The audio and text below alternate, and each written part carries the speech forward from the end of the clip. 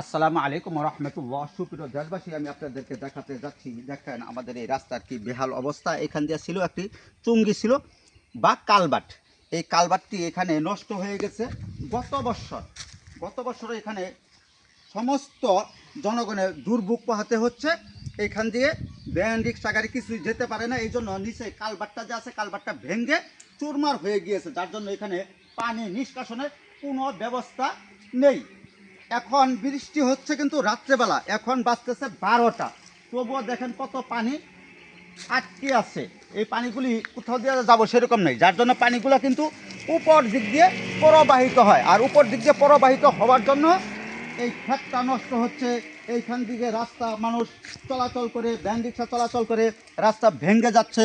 উপর দিক দিয়ে পানি আসে, নিচের দিক দিয়ে যেই চুঙ্গিটা ছিল সেই চুঙ্গিটা যদি এই এলাকার চেয়ারম্যান মেম্বার বা নেতা যে যেখান থেকে আমার ভিডিওগুলো দেখবেন, আমি সকলের কাছে বিনীতভাবে আকুল আবেদন জানাচ্ছি আমাদের এই চুঙ্গিটি অচিরেই ঠিক করার জন্য। আল্লাহ সকলকে ভালো রাখুক।